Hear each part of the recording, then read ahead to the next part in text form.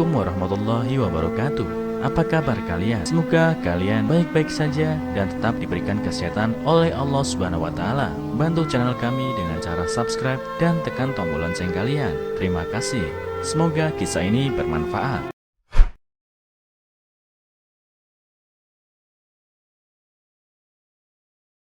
Di pesta perkawinan, dia diejek kerabat dan teman-temannya karena menikahi wanita pincang.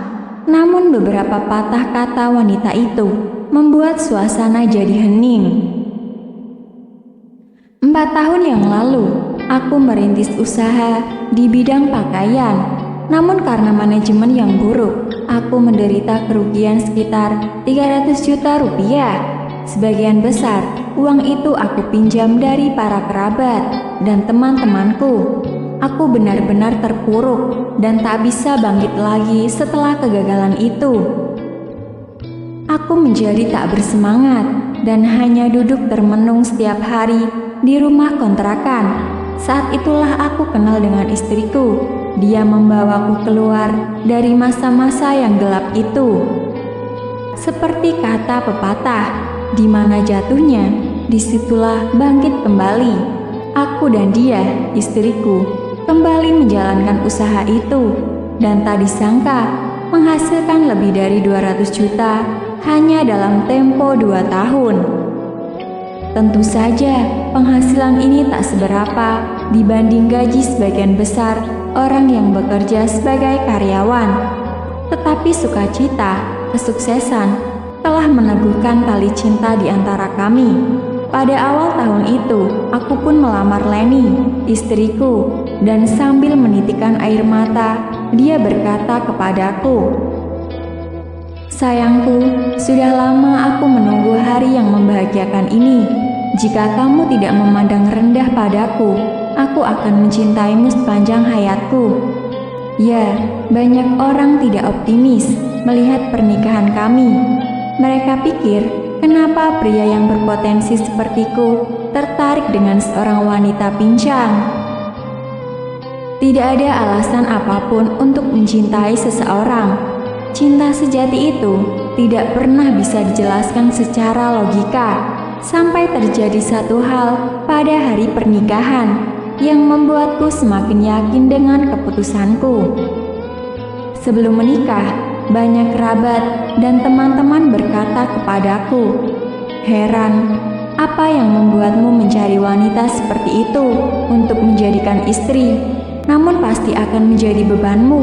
Kamu harus mempertimbangkan bagaimana perasaan orang tuamu," kata mereka. Pada hari pernikahan, pembawa acara memintaku untuk bertukar cincin dengan istriku. Pada saat tukar cincin, umumnya ada tepukan tangan meriah dari tamu undangan sebagai ungkapan keberkatan pada kedua mempelai. Tapi pada saat itu, aku hanya mendengar suara bisikan dan tarikan nafas panjang, ungkapan kekecewaan. Selanjutnya, kedua orang tuaku naik ke podium untuk memberikan sambutan, dan mungkin saking tegangnya, ibuku tanpa sengaja jatuh. Melihat itu, istriku berjalan terseok-seok ke sisi ibu. Kemudian berlutut sambil memeluk ibuku dan dengan panik bertanya kepadaku, "Ibu, tidak apa-apa kan, Bu?" Menyaksikan pemandangan itu, pembawa acara tak tahan menitikkan air mata dan para hadirin pun diam dalam keheningan. Istriku memapah ibu sambil berjalan selangkah demi selangkah ke tengah podium dan berkata dengan mikrofon, "Para hadirin yang terhormat, saya harap kalian bisa maklum. Ibu mertuaku sudah tua dan aku akan merawatnya nanti." Beberapa patah kata yang biasa dan sederhana membuatku tiba-tiba menitikkan air mata.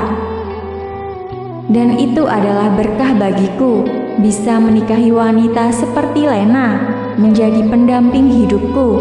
Mereka yang pernah mengejek dan menertawakan pilihanku hanya bisa diam, merasa malu.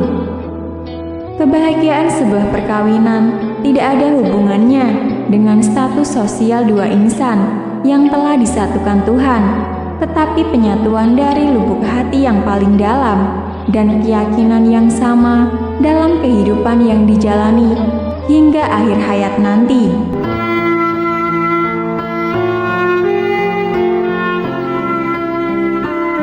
Assalamualaikum warahmatullahi wabarakatuh.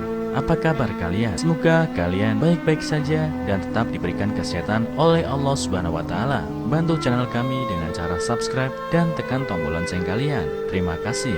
Semoga kisah ini bermanfaat.